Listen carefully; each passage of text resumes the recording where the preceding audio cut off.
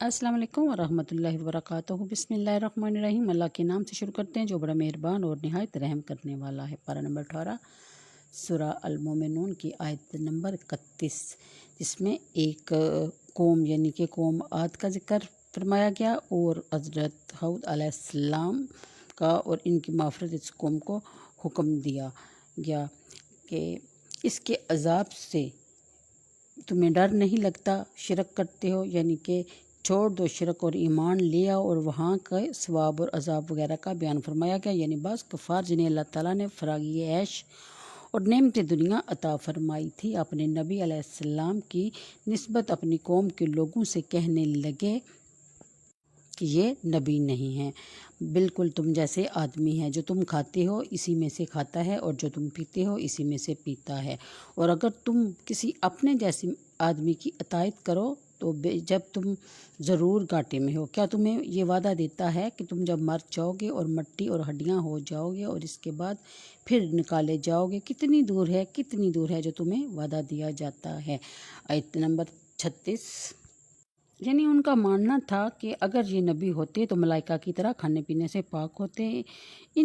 के बारे में बयान फरमाया गया कि इन बातन के अंधों ने कमालात नबूवत को ना देखा और खाने पीने के औसाफ देख लिए कि नबी को अपनी तरह बशर कहने लगे। ये बुनियाद इनकी गुमराही की हुई, चनाचा इसी से उन्होंने ये नतीजा निकाला और आपस में ये बातें करने लगी। यानी कि कब्रों से ज़िंदा निकालने का जिक्र बयान फरमाया गया, यानी उन्होंने मरने के बाद ज़िंदा होने के बहुत बाइद जाना और समझा कि ऐसा कभी होने वाला नहीं है, और इसी ख्याल बातल की बना पर वो ये बातें कर रहे हैं। फिर बयान फरमाया गया कि इनका मतलब ये था कि इस दुनियावी ज़िंदगी के सिवा और कोई ज़िंदगी नहीं, सिर्फ इतना ही है, आगे कुछ भी नहीं, कि हम में कोई मरता है या कोई पैदा होता है। मरने के बाद अपने रसूल सल्लल्लाहु अलैहि वसल्लम की निस्बत उन्होंने ये कहा कि अपने आप को इसका नबी बताया और मरने के बाद ज़िंदा किए जाने की खबर दी। फिर बयान फरमाया गया कि पैगम्बर अलैहिस्सलाम जब इनके ईमान से मायूस हुए और उन्होंने देखा कि कौम इंतहाई सरकशी पर है, तो उनके हक़ में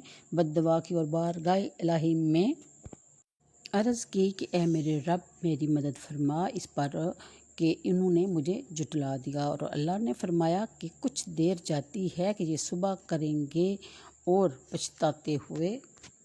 आयत नंबर 38 एक दुआ है जो है कि काला रब्बिन सुरनी बिमा कज़्ज़बूना। इससे मुराद ये कि इन्हें आ लिया एक सच्ची चंगाड़ ने, यानी कि जो अल्लाह ताला ने वादा फरमाया था, जैसा कि पैगम्बर अलैहिस्सलाम ने दुआ मांगी तो हमने इन्हें घास कूड़ा कर दिया तो दूर हूँ जालिम लोग। फिर उनके बाद हमने और संगती कौमें पैदा की, यानी कि फिर और कौमों का जिक्र है जो कि अपने रसूलों की तकज़ीब करने वाले थे, मिसल कौम सालिह और कौम लूत और कौम शुआइब वगैरह का। अगली आयत में बयान फरमाया जाता है कि जिसके लिए हलाक का जो वक़्त मुकर्रर था वो ठीक इसी वक्त हलाक हुई और इसमें कुछ भी तकदीम और तख़यीर नहीं हो सकती। और फिर हमने अपने रसूल भेजे एक पीछे दूसरा, जिसकी उम्मत के पास इसका रसूल आया उन्होंने इसे जुटलाया, तो हमने अगलों से पिछले मिला दिए और इन्हें कहानियाँ कर डाला। तो दूर हूँ वो लोग के ईमान नहीं लाते। फिर हमने मूसा और इसके भाई हारून और अपनी आयतों और रोशन सनद के साथ इनको भेजा।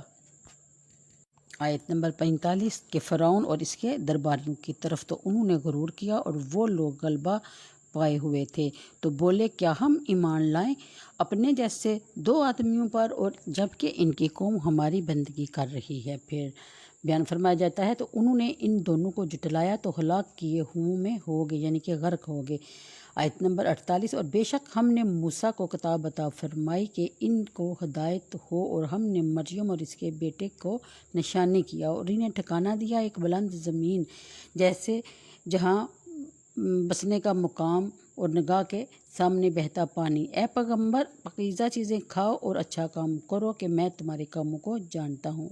यानी इन आयात में हज़रत ईसा अलैहिस्सलाम को बगैर बाप के पैदा फरमा कर अपनी कुदरत कामला की निशानी का जिक्र फरमाया गया। इससे मुराद यानी कि उस ज़मीन से मुराद या तो बैतुल मुक़द्दस है या दमिश्क या फ़लस्तीन के कोल हैं इस आयत के बारे में। तो आज के लिए इतना ही, मुझे दीजिए इजाज़त। अल्लाह हाफिज़।